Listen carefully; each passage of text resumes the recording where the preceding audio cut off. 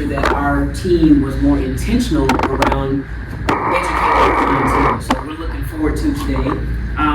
Now, with our team, we've been in business for over 25 years with experience. We walk families through the season of homeownership, including the complex transitions that come with aging, estate planning, and moving loved ones into new care environments. We brought together a panel of trusted local experts to answer your questions and guide you through the actual legal, emotional, and logical aspects of the transition. Whether you're planning for yourself or helping a loved one, we hope today brings you clarity and peace of mind. Before we start, I want to introduce you to some of the trusted lending partners that we have, who has helped many of our clients navigate creative solutions when it comes to financing homes for aging parents or adult children with special needs. Guys, this is something that's unique, and I have never seen it before until this young man brought this to my attention and showed us how many people that he's been able to assist smoothly. So this is something that's a new navigation that you guys should know about. One of the most impactful tools available right now is something called the Family Opportunity Mortgage. It is especially relevant to the conversations that we're having today and the planning ahead, living safely, and preserving dignity and independence. Jason, can you share a little bit about how it works and how it might help families in this room? Yes, stand up. Please. Okay. How are you guys? Nice to meet you all, if I haven't met you before. So how many of you heard of the Family Opportunity Mortgage? Show of hands. Okay. So what if I could tell you that you can go out and get a home for your parents and treat it like it's your primary residence, minimum of 5% down, instead of doing that as a second home or an investment property. That's what that program's for.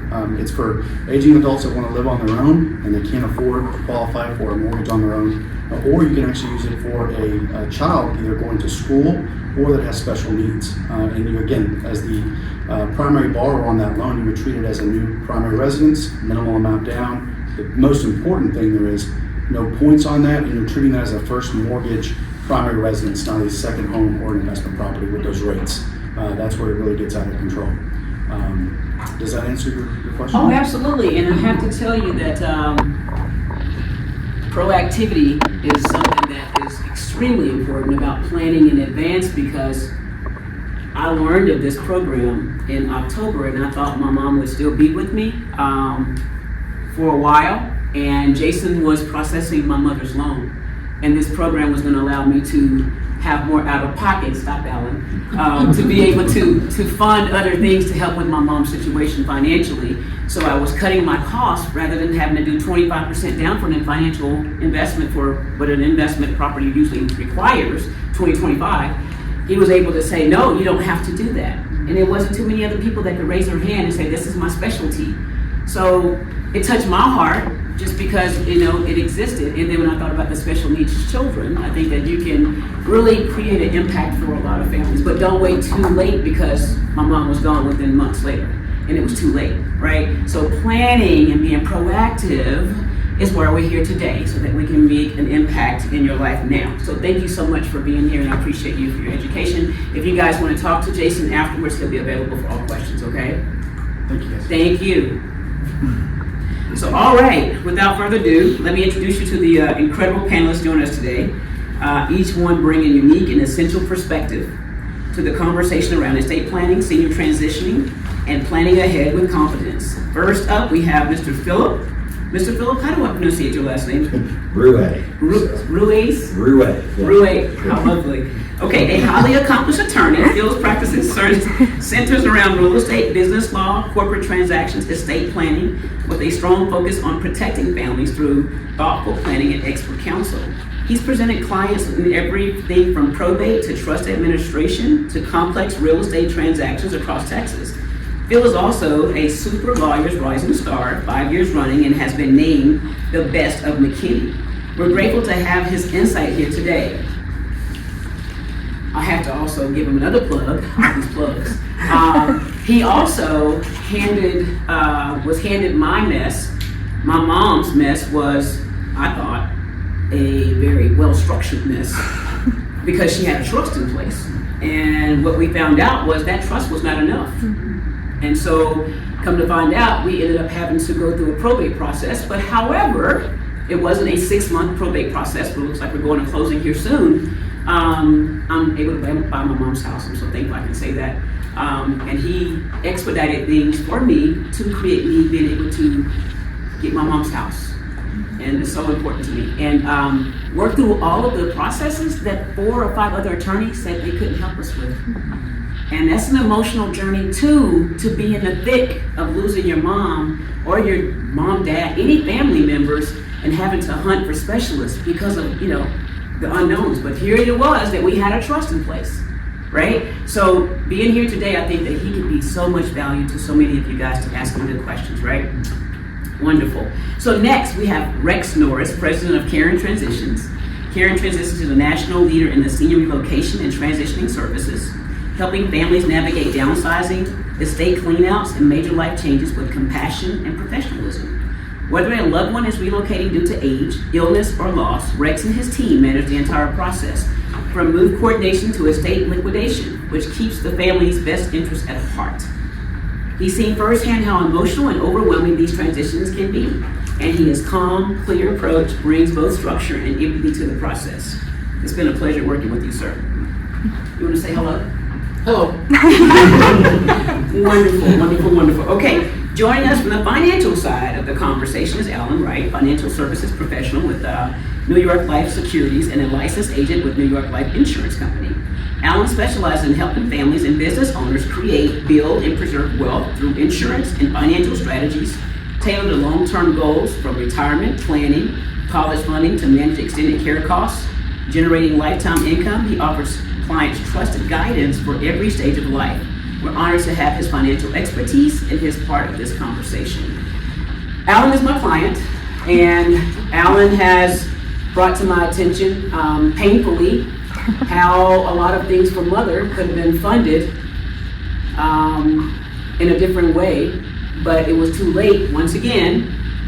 And just learning through the process the last 6 months to the last year through him, he could save you all of the headache, because they have a program that you can invest in that allows that to be covered, and it takes the headache away that we had to go through with our mother and spend the out-of-pocket cost for her care to be.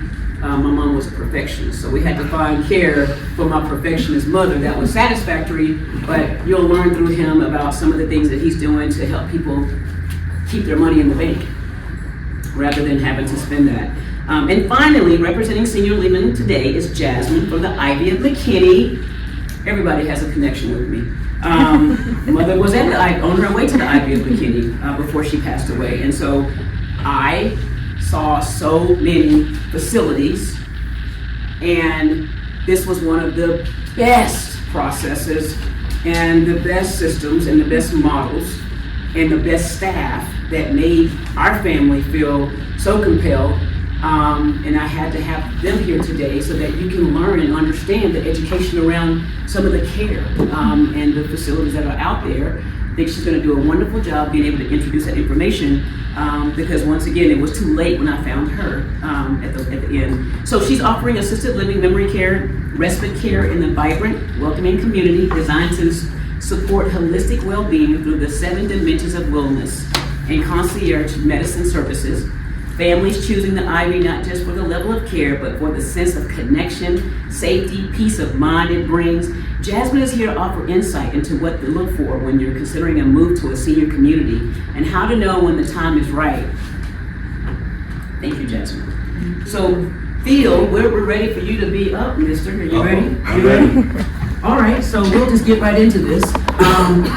What do you feel like are the most critical documents that every adult should have in place, regardless of age? So as the really good attorney I am, and yes, I am an attorney, this is the way I dress, so I apologize for that, but it depends, right? So that's the best attorney answer I can give you, it depends. It depends on everyone's specific situation, but if I generally had to say what are the most important documents, it's actually going to be a financial power of attorney and a medical power of attorney, okay? And I know we're talking about later in life at the moment, so I'll start there. Basically, the worst thing is when a client walks in and says, hey, my mom's in the hospital, doctor won't let me talk. I can't talk to the doctor because I don't have a medical power of attorney with a HIPAA authorization, so they can't give me any information to help mom make decisions. But also, we can't pay the bills on mom's house, her house is about to go into foreclosure, I can't sell a car, I can't sell a motorcycle, I don't have a power of attorney in place. So to me, those are the most critical. The other big thing that people miss a lot of the times is you need to have a power of attorney when your kids hit 18. And most people don't do that. When they hit 18, they no longer can legally, mom and dad can't get access to information, medical, financial, they can't help them do anything. They go away to college, schools can't talk to them theoretically. So when kids hit 18, they need them. Keep them updated throughout their life, and then as they get those later stages, it's definitely critical. And everyone to my left here will tell you that the financial powers of attorney, they need to probably see, whether it's helping, sell their, clean up their house and sell it, for financial matters to help them do it. And once they get into that assisted living center, if they don't have those documents in place, really none of these people to the left of me can actually talk with the family that's trying to help them. So. Thank you for that. So Rex, what's the first step that families should take when they are considering downsizing, moving families to live with other family, like aging parents, into a children's house, or moving into assisted living? Plan. I've been doing this for 14 years, and I've seen everything and heard everything. The biggest thing with seniors, when you work with them, is the patience. They are going through so much at that time. They got their family yelling at them, you need to do this, we're just there to help. I actually had the oddest thing, a gentleman called me and asked if I could meet with him, and he had stage 4 cancer. He says, I'm not gonna make it probably within the next couple of months, but I want my family to have your information. I got a call from them yesterday. He had passed away. So he was a good example. I wish he hadn't waited so long, but as everybody up here is gonna tell you, plan. The biggest thing with seniors, and we work with seniors, if you're under the age of 55, I don't even want to talk to you. It's just a total different animal, but they're so appreciative. The biggest thing is they may not go with us for 6 months to a year. My proposals are good for over a year. I've had people call, but it gives them the information they need that they're not alone. We encourage families to help them where they can, but also they have the numbers in front of them to know, okay, if my family don't, because life happens, and that sandwich generation, they have kids and everything else, they have somebody they can rely on and fall back on. But it's so important. All 4 people up here have a very big role to play with a senior, but preferably not wait till the last minute, because I can see that too. But it is the biggest thing is we got realtors take care of the house, we have senior living, we have financial planners, we have lawyers, and a lot of this, I don't know where to start, and I don't know what to do with my stuff. My family don't want my stuff. Oh, we can handle it. I just was down in Kemp, Texas. A client of mine lived up here. He had a house down in Kemp, Texas. I only went down there because he was a previous client, and we're gonna haul it all back here to get rid of it. So it's just I've been doing this going on 14 years. I've not had one client that has the same issues. So you have to be flexible and go with it. Well, I think I answered the question. You did a great job. Sorry. Thank you so much. We appreciate that. Absolutely. Keep going. So Alan, when families are planning for senior transition, where should they begin from a financial planning standpoint? When you start from a financial standpoint, first of all, don't procrastinate. Start planning, like he said. And I highly recommend that you work with a licensed professional like myself, or a financial advisor, with a mutual insurance company that has all the highest rating standards, AAA rated. They've been around for hundreds of years, like New York Life, been 180 years, giving dividends consecutively for over 175 years, and have a strong surplus. New York Life has over 31 billion in surplus. So you want to work with a company like that so you don't have any red tape. I help create the money. I help create the product. So I have the tools, the very strong tools to create the money, the policies, the insurance, they have the beneficiaries that goes to those documents that the state attorney needs. So that supersedes whether or not we're going to name the beneficiary the trust. I recommend that you do have a trust, so stay out of probate. But those things that we need to look at is a long-term care policy. Guaranteed lifetime annuities, create that check for life, some type of annuity. I can do all types of annuities, variable, that's where it's guaranteed. The variable is stuff that's in the market that it does not have a guarantee, but participating in the market. And then you can have disability insurance that I can cover also, as well as all types of life insurance. There's two types basically I want to talk about. Is going to be a term which is temporary. That gives them the benefit is giving you a death benefit in case something happens. So if someone does pass away, you do have that money to help take care of their final expenses, as well as maybe a gift to the rest of the family to take care of other outstanding bills or a gift to the family. The permanent life insurance is grown with a cash value, so you can use it while that person is living to help with some of those costs that you can take out. And I'm showing you how to grow this money tax-free off the tax credit. So everything in the U.S. is ran on taxes, believe it or not. There's only a few things that you can grow money tax-free, and that's one of the main vehicles that you can use. You got 529, which is for college funding. You have municipal bonds, and then you have Roth IRAs.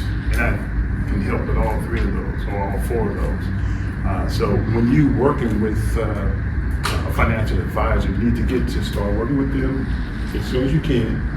They're going to help identify your finances or your cash flow that you have, and they're going to help build a plan and customize to what you have. It's like Philip was saying, every case is different. So you want to have or work with somebody that can customize to you and with the funds that you have available and help you to identify other funds that you may not know that you have available to get through these trying times.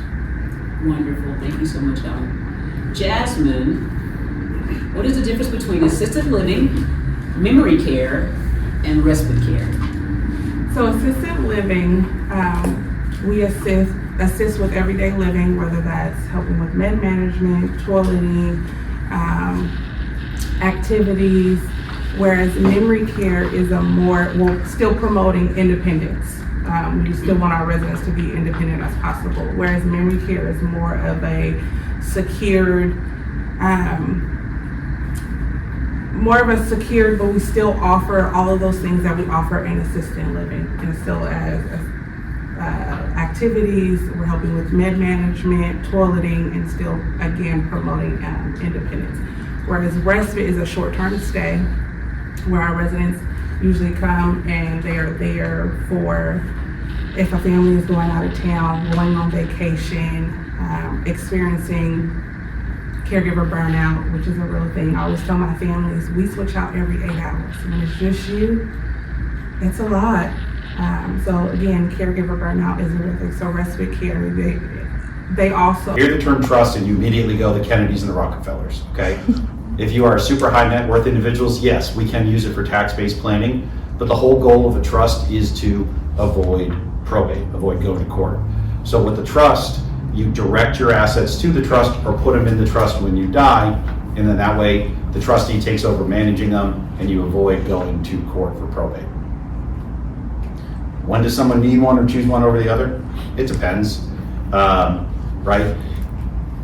As people are going up in their life, starting off with families, if you have kids under the age of 18, you have to have a trust, okay? Doesn't really matter what you have to have one, because your kids until they hit the age of 18 can't legally control any assets that you leave to them. So if you die tomorrow, their only option is they gotta go to court, guardianship to administer all their money. And again, attorneys make a bunch of money. So when your kids, until they hit 18, you need one.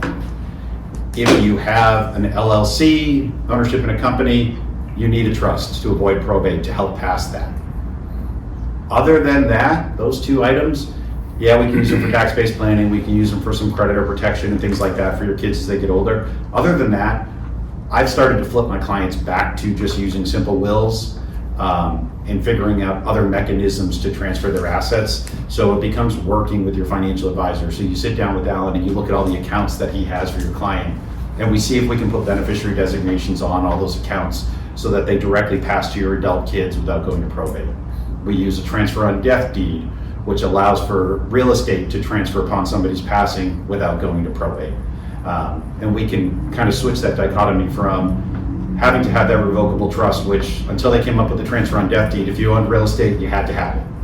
But now with the transfer on death deed, it's allowed us to shift. So as we see our population age, we're undoing a lot of trusts and we're simply going with the wills because the financial advisors are helping these clients simplify. I mean, we've got a large age range in here.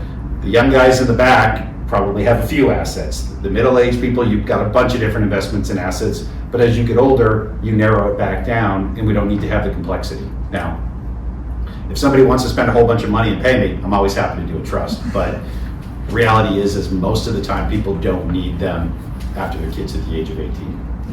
So Phil, when did transfer on death come around? When did that become illegal? I think it's been about 8 years now, Okay. So it hasn't been around all that long, so it's still, a lot of people don't know that it exists. So what's weird about Texas is most other states out there, they recognize what they call joint tenants with rights of survivorship, and you've probably seen that on a lot of paperwork everywhere. Most of these other states, when your spouse dies, the property automatically conveys to the other spouse. In Texas, we created job security as attorneys and we didn't make it that easy. I could lie to you and tell you something else, but that's the reason we did it, right? Right. So we can get paid. So there was a way to do this, but it was buried in the estate code and nobody ever used it. Transfer on death deeds, it's simple, it's cheap, it's easy. You file a one two-page document. It says when I die, it goes to my spouse. When my spouse dies, it goes to my kids. Boom, we're done. Simple. So So Phil, how does that work when you are divorced and you have children with another spouse? let's hit that on the affidavit of ownership Okay. questionnaire. Okay. So- You made it sound so. I could talk forever, so I'm an attorney. I get paid to be long-winded. So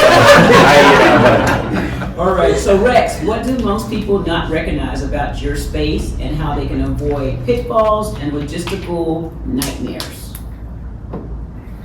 Most of our clients take too much stuff to their new living environment. Never fails. Senior living, assisted living, it don't matter.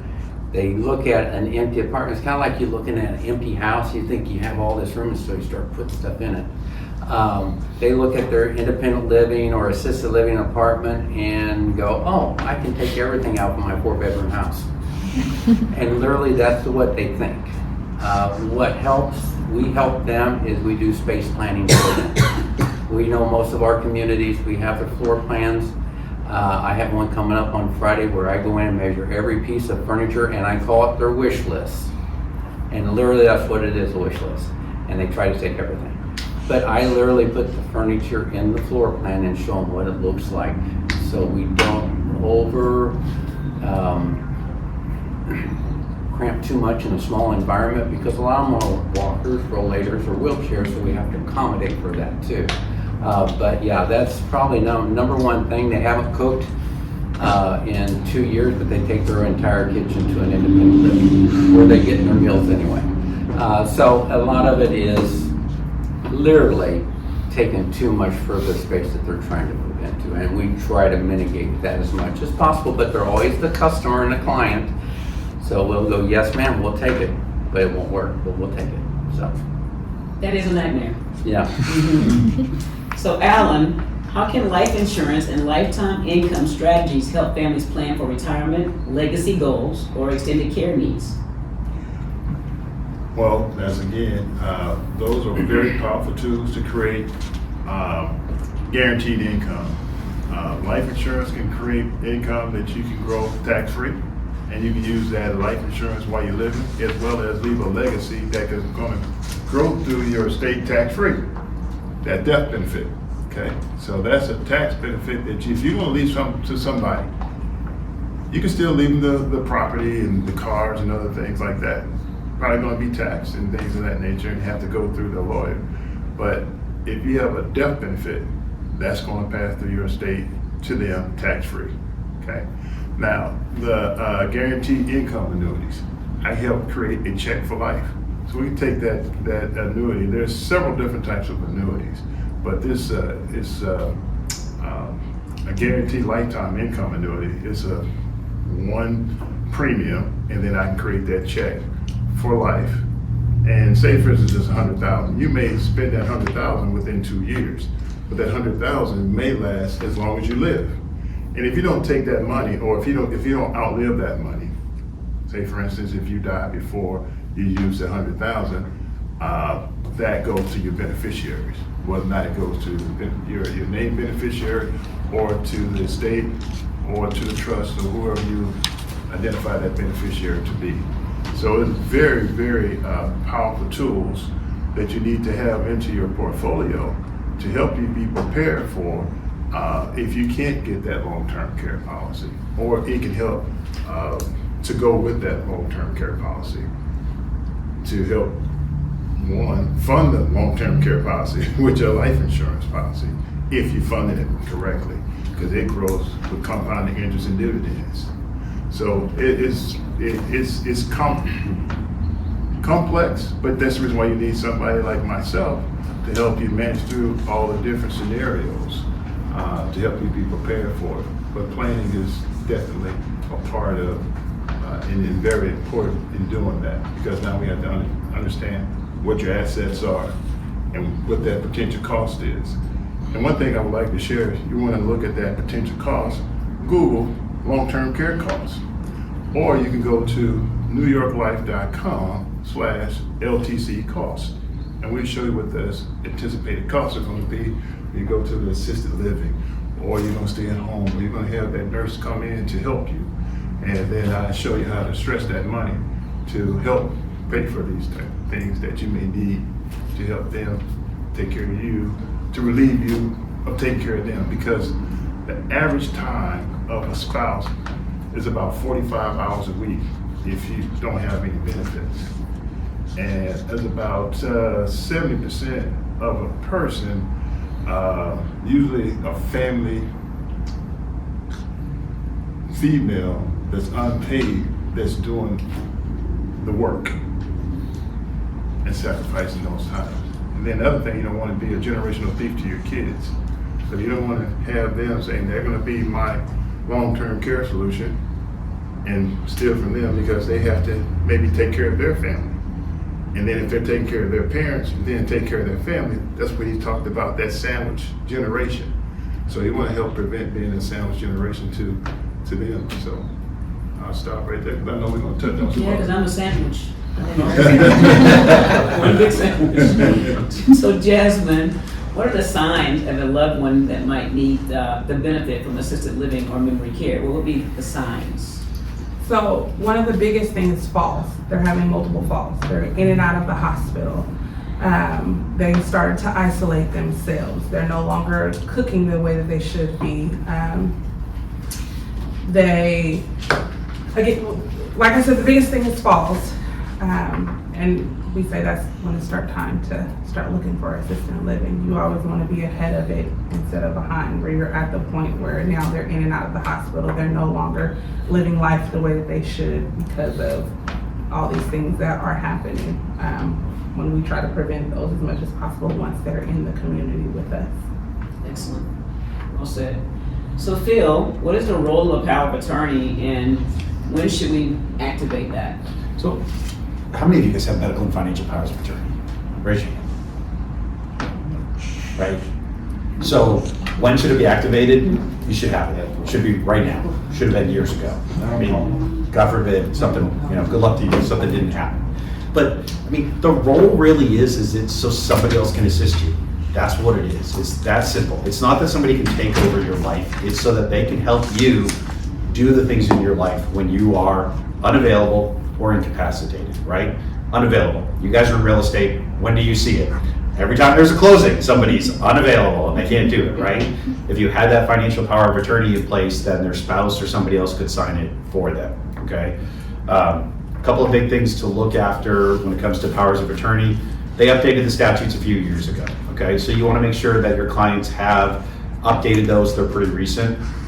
Another big one is, especially as people get older and they start to look at refinancing. I know refinancing right now in this market, I know that's a tough one to laugh about. But one thing that people don't understand is that those financial powers of attorney, if you want to be able to use them to refinance your homestead property, they have to be signed in a law firm office, okay? So there are little things like that that you need to look at. And we've seen that a lot lately.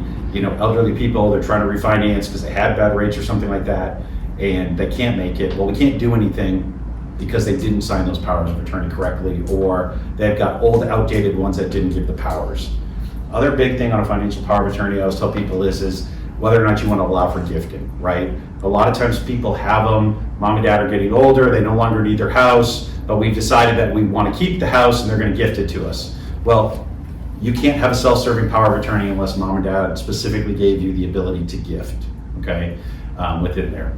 Another big thing we're going to start to see is death taxes are going to change at the end of this year, maybe. So we'll see what the administration does. But they could lose as much as $10 million off of what you get to pass tax-free to the next generation. Wow. So having a power of attorney in place that allows for gifting could also allow you to use that to help shift generational wealth.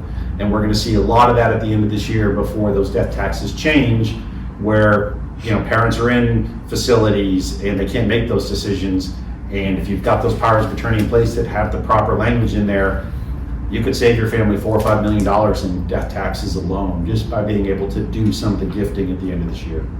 So How powerful. Thank you, Phil. Wow. Wow.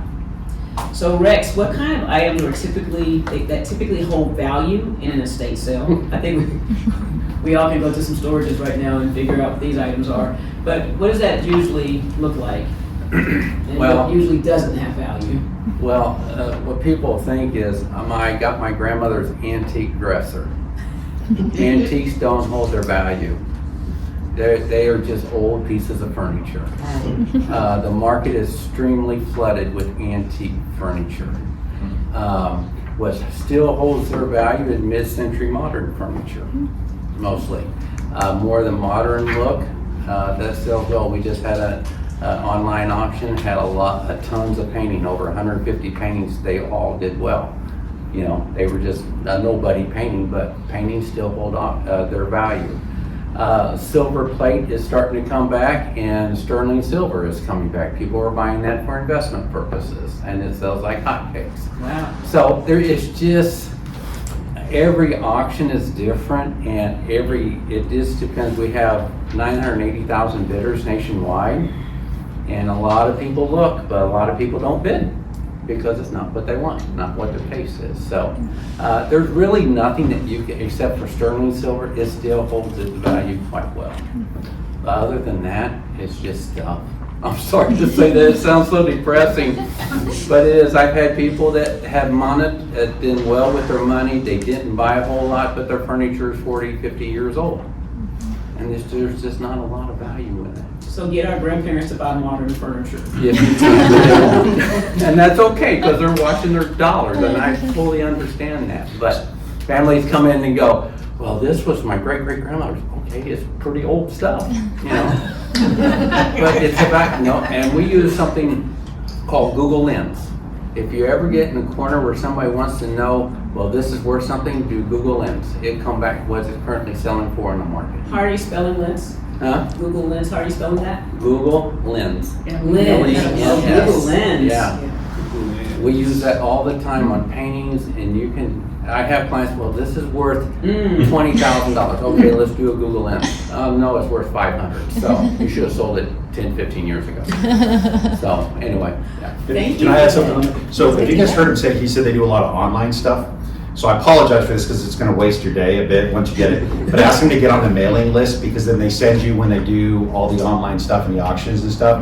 And you can scroll through somebody's house pretty quickly. And a lot of times you can find some really cool stuff. So every time we get them, I end up sending it to my office, and it probably kills 30 minutes of productivity for everybody in the office. But every once in a while, somebody goes and you're looking for that specific antique or that thing for it. And I mean, you can't beat the prices on this stuff when you're doing it. So There's no tariffs involved. yeah. Don't get mad at me. You're true. That's true, though. Phil, look what your actual career has taught you. And the competence of your life. So, Wonderful. So Alan, what should families consider when preparing for the cost of assisted living, memory care, or long-term care? First, you gotta think about what type of care that they're gonna need. And then I go back to saying, don't delay, because long-term care coverage is the hardest insurance to get, period. But there are other ways that we can help subsidize that if you can't get a traditional long-term care policy through annuities and life insurance, and hybrid, products. But you want to, like I said, start as soon as you can, get that locked in, and can you repeat some of that question for me again?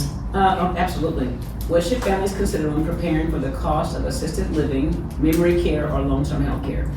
Because then, if you look at the different states, each state, the cost is different. Yes. And then the type of care, some people might have dementia, and they might need to be in a secure place where they can't wander off. Then somebody might need like this total 24-hour care because they can't move out the bed, and then you got to look at that care. So when we're customizing and putting things in place, we've got to look at one. If you look prior to that, you want to have those difficult conversations with everybody involved in your family. You got to talk about that person, your parents. Sometimes they don't want to talk about it. You got to talk about the people that's going to say, who's going to care for you? That's one of the questions that you got to ask. And then you got to say, okay, how are we going to pay for it? Then those are different aspects or tools that I look at to say how we're going to fund basically what you can afford to put in place to help, for that insurance. And then after that, you're going to say, are you going to use any type of government benefits? Some people think that Medicaid, Medicare, or Social Security is going to pay for that. There's news for you that you have to be 65 years old for Medicare, and you have to be into a facility that they'll pay for the first 100 days. Okay, but after the first, they'll pay after the first, you got 21 days, they'll probably pay about $200 after that. And then you have to subsidize the rest of that. After that, you have to pay 100% of those costs. A lot of people don't prepare for that. So when you got to start planning, start looking at that cost again, anticipating the cost, and then understanding who's going to help to take care of that, that person, and then start trying to fund it as early as possible with those tools that I help provide. Thank you for that. That's great information. Jasmine, how do you help families determine the right level of care? So one of the ways is that we do have a nurse. She'll come out. We usually like to see residents in their environment. We kind of go over a list of questions, asking them if they can walk, what is their everyday process look like? What are the families helping them with? What can they do? What are they either nervous to do or scared to do on their own?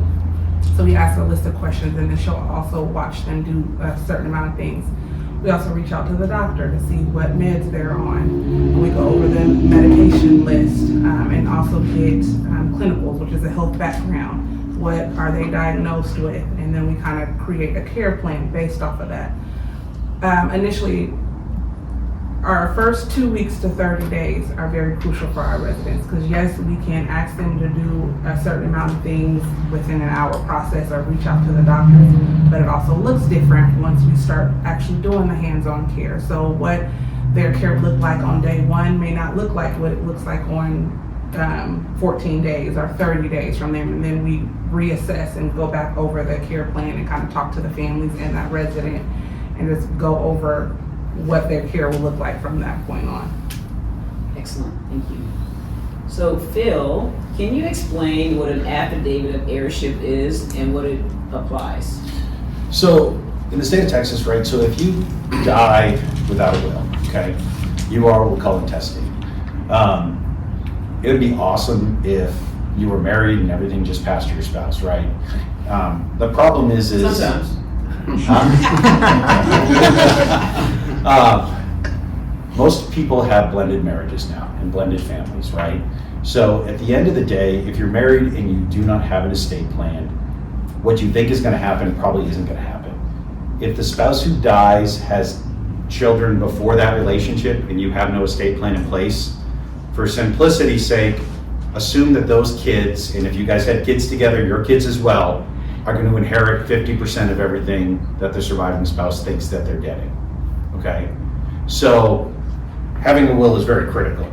When an affidavit of heirship, what it is it's a document that we file in the real property records that lists somebody's family and marital history. And it may help us convey real estate, it may help us get access to some financial accounts and things like that, depending on the size of them. It can potentially be an alternative to having to probate, depending on what type of assets that you have. We see that in the real estate world a lot because we're just conveying title to real estate in that transaction, and this is a document that we try to go to a lot.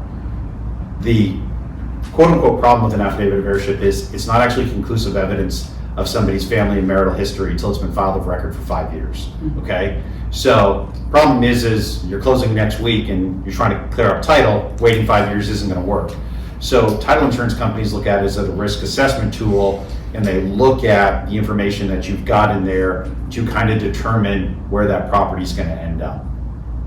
Now, one of the things is even if you've got that blended family, everybody may say, hey, we want mom, stepmom to get the property. We use this affidavit of heirship. It's gonna vest title in all of those kids, okay? But we can look at that and we can say, okay, all of you kids now sign a deed conveying your interest in the house back to mom. And at that point in time, we can clear up and convey title, avoid going through the probate process. Again, unless you want to pay me more money, I'm always good with that. But it's the cheaper, quicker, less expensive process to go through to clear up title. And as long as somebody has been dead for typically at least 6 months, we can typically get it to go through. One of the things I always tell people is get a copy of somebody's obituary before you come to me looking for an affidavit of heirship, because people lie in the affidavit of heirship questionnaire. People don't lie in obituaries because they always want to keep that 1 or 2 siblings out, you know. But just something to keep in mind. And even if you have a will, we can still use an affidavit of heirship to convey property. We attach the will to it so that everyone knows that that was there. But again, avoiding the expense, the time of going through the probate process. So, and then sometimes we get unique and weird, and maybe we use it on affidavit of heirship on dad's estate, and maybe we have to use a combination of a probate on mom's estate, and we make the two work together and quick and cheap. So. And stressful. Wonderful, thank you for that. So Rex, what are the common mistakes people make when tackling this on their own? Usually if they wait and tackle it on their own, it never gets done. It's called a procrastination type thing, because literally they get overwhelmed and so they never make any plans. They don't want to start, and then you get to the end of life where something happens and the family starts making the plans for you. And when I usually tell the seniors I do work with and they're doing this, and then they even, while I'm talking to them, they go, I really don't want to do this. I said, you're at a time where you can do it on your own and make your own decisions, but if you wait longer and longer, the families will make decisions for you. And normally they don't like it. I have moved several people from assisted living back to independent because they were the mother was in the hospital. Oh, let's just stick her in assisted living. Well, she didn't need assisted living. She was well, just needed independent and some respite care or whatever. But we've moved a lot of people from assisted living to independent where they should have been anyway. So that's just a lot. I try to encourage them to do it early and make their own choices and have their family input. But sometimes families don't want mom and dad to move. They don't want to spend their money. You know, I've seen a lot of parents, well, I don't know why you want to spend that kind of money. They're looking at their inheritance. So that's just kind of what you got to juggle and so forth. So. Sickening, but very true. Oh, got my stomach upset. Yeah. Well, thank you for that. That was very powerful, Rex. Alan, what role do annuities or other income products play in creating financial security during retirement or senior transitions?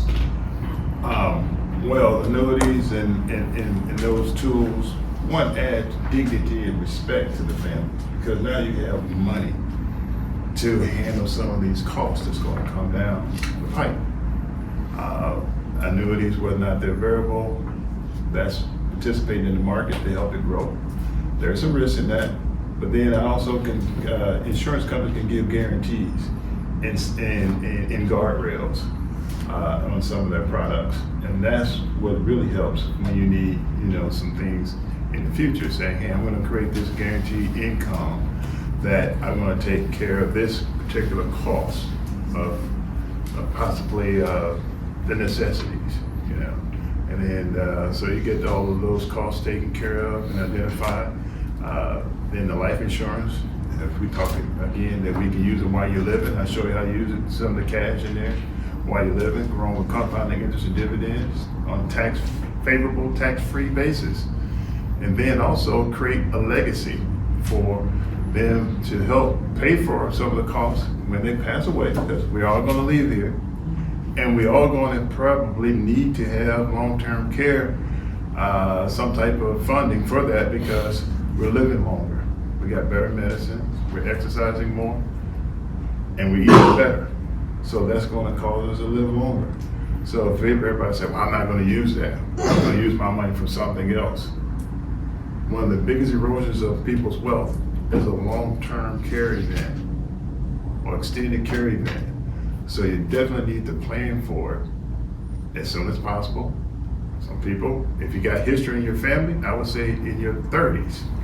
If you don't have that history of somebody, becoming sick or ill, then maybe you can look at your 40s. Definitely don't wait till your 50s, because things start developing. And then when things start happening that you're not expecting, sometimes I can't help you because you could get declined.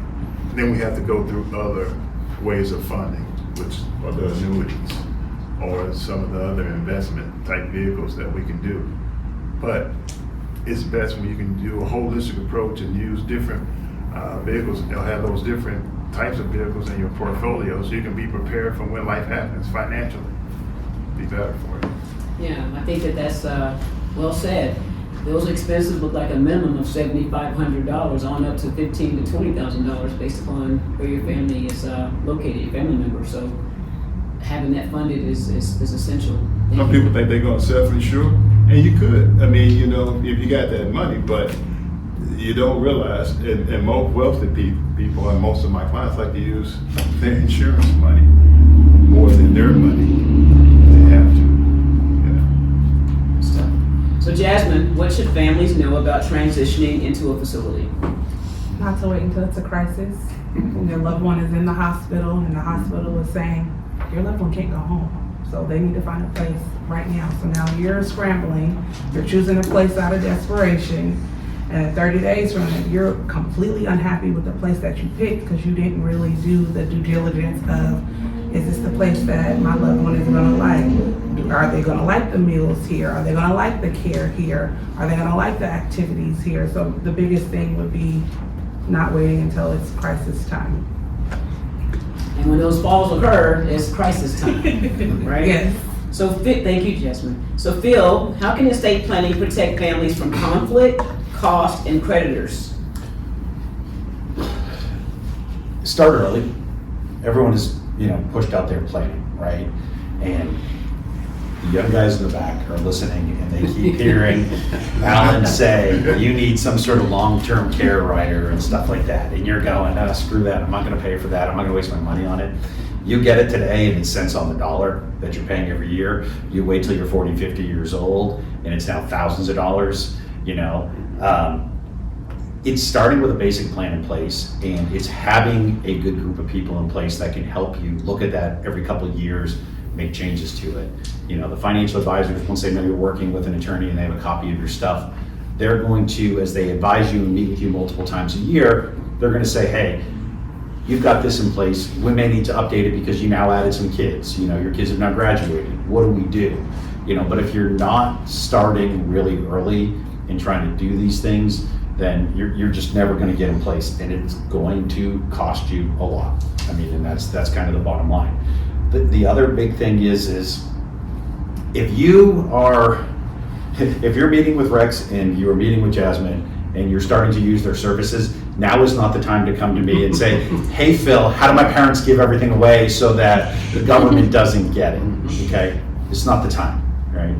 In order to qualify for some of the government assistance, there's a 5-year look back window. So if your parents give their assets away to you today, they're gonna have to wait 5 years before they're having to stop including that in their income to qualify for government assistance. So it's early planning. And I feel terrible for Alan, because at the end of the day, I said it depends when I first started. I mean, I don't know how we can give any of you guys a straight answer without like having your personal financial information in front of you, because it's like, you're going in 1,000 different directions. I'm easy. I can go, hey, you got to trust. Alan, put the beneficiary here. This guy's trying to help you survive for the rest of your life. You know, so I mean, but then some of the other things are, it's like the creditors. It's how do we protect those assets when your parents die, so that maybe everything doesn't end up going to pay those bills, or if you've got kids, we can establish within a trust so that we add creditor protection to the trust, so that if you leave $1 million in trust for your kids, if they get in a car accident, the creditors can't reach in and grab the money. So there's a lot of stuff, but it's start early, and don't be afraid to talk to the people that you're working with. As your life changes, modify those documents and those insurance programs to be with, work with what's going on in your life. Start early. It's a hell of a lot cheaper, guys. Everyone told me that, and I didn't believe them.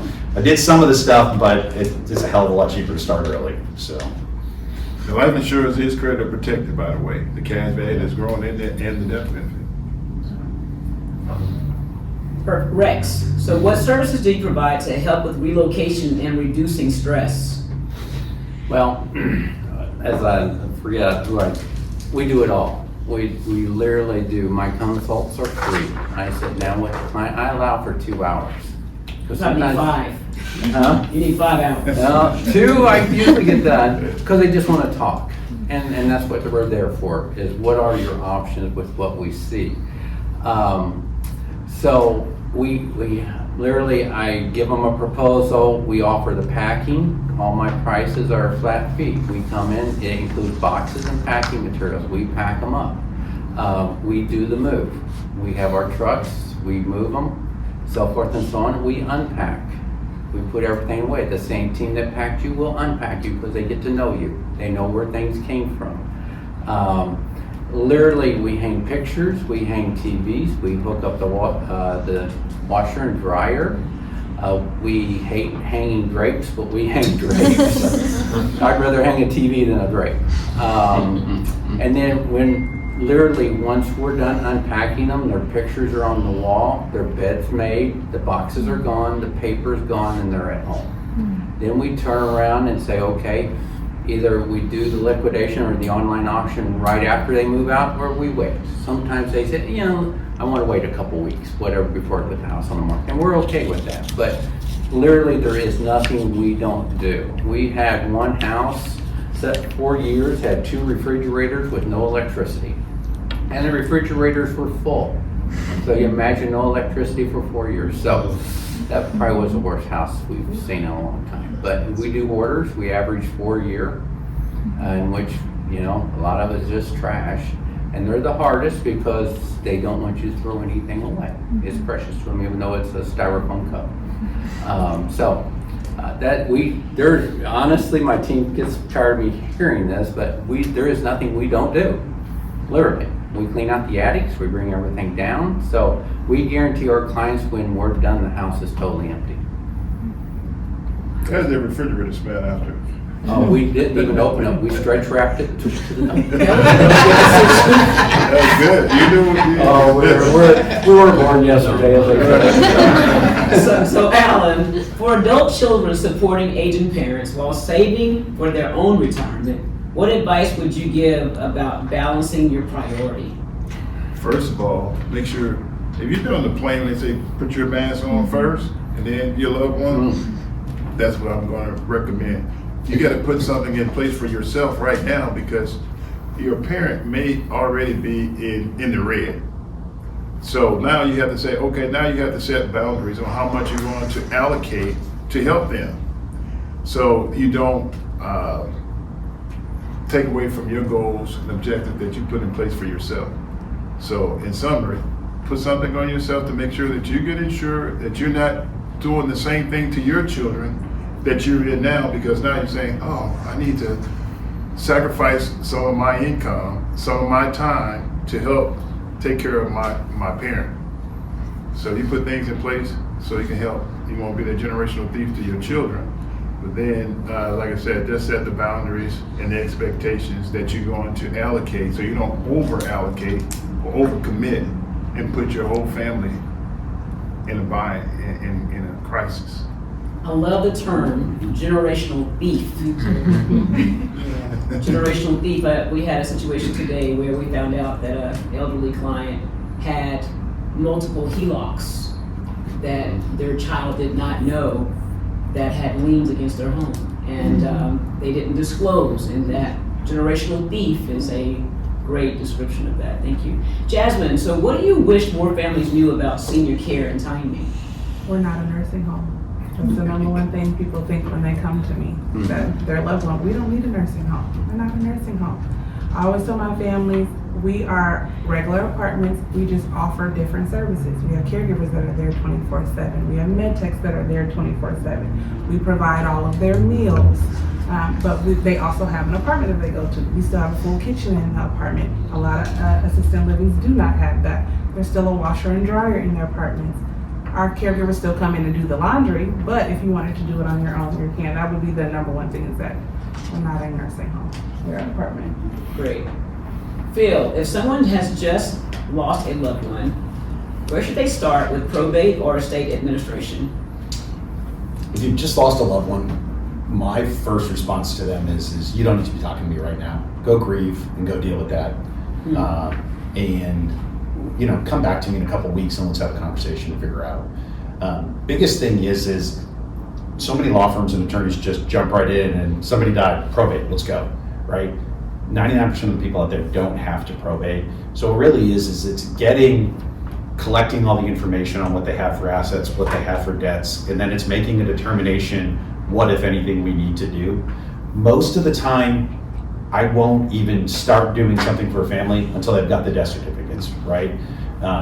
Because you need death certificates to be able to go to these financial institutions and find out if your parents put beneficiary designations on those accounts.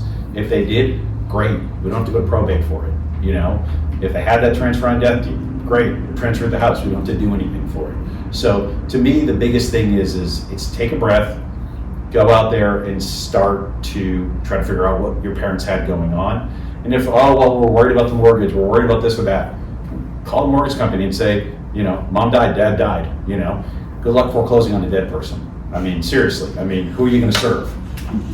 So you can't serve anyone until there's an estate in place. So, in the short term, nothing's going to happen per se. There's nothing that we can't really clean up or fix, as far as credit cards or anything like that. So grieve, and then once you know what's going on, have a conversation on what's the cheapest, easiest method to achieve what you guys are trying to do.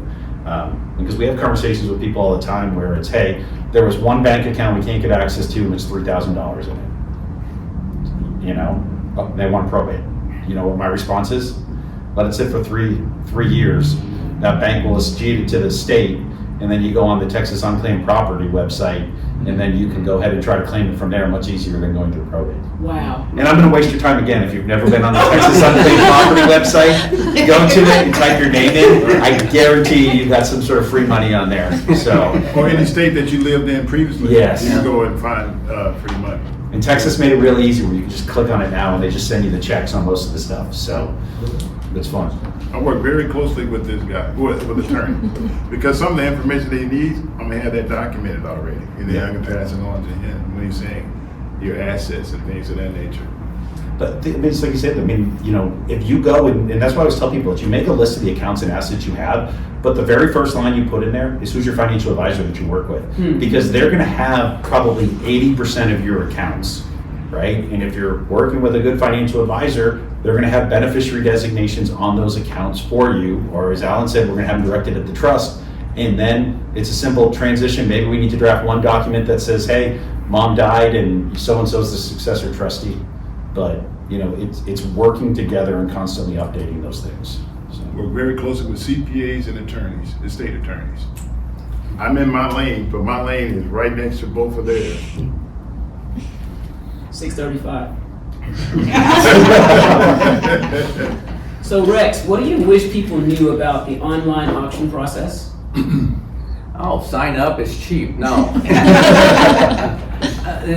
One of the things, prior to COVID, we used to do in-person estate sales. That was the big thing.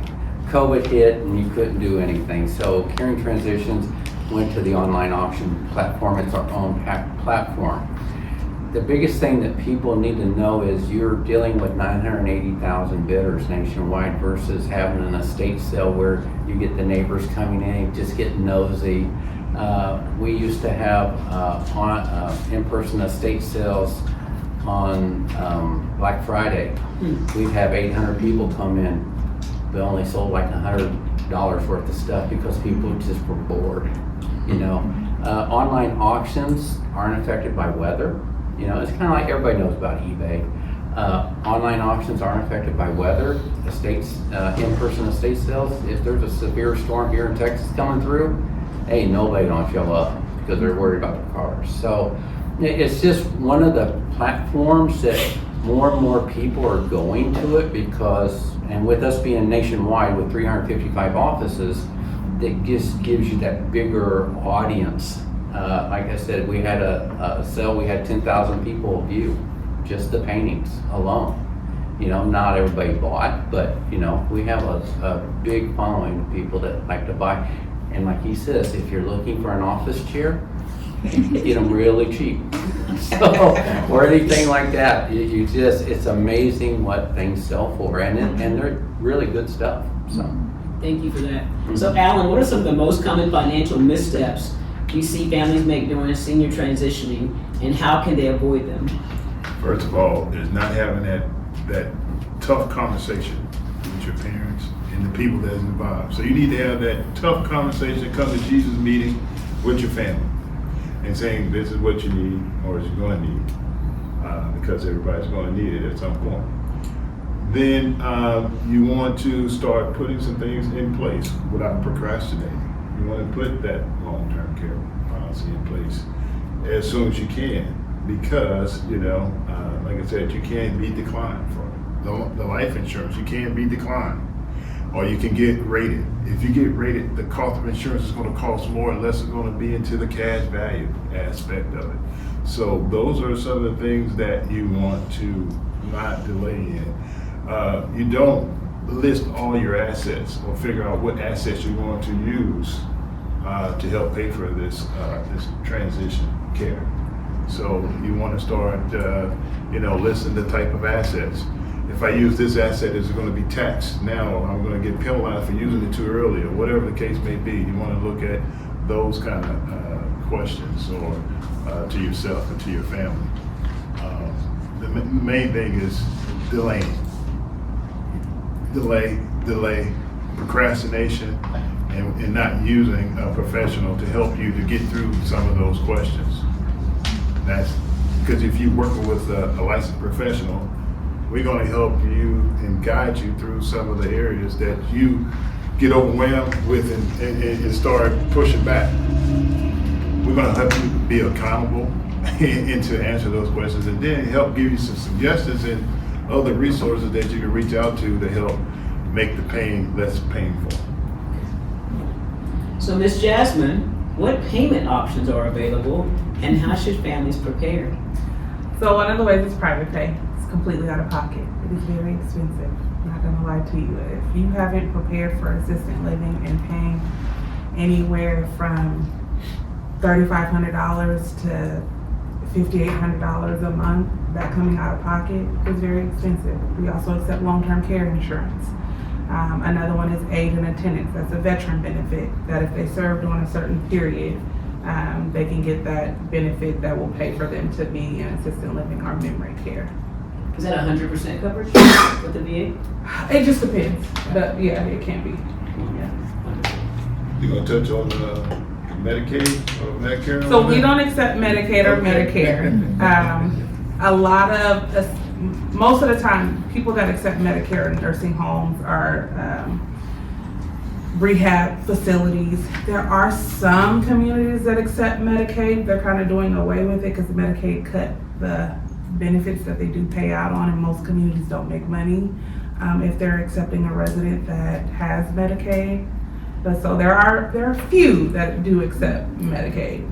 And they are horrible. Yes. That's where you get the horror stories from, Yes. because you have to get to the poverty level in order to qualify for Medicaid.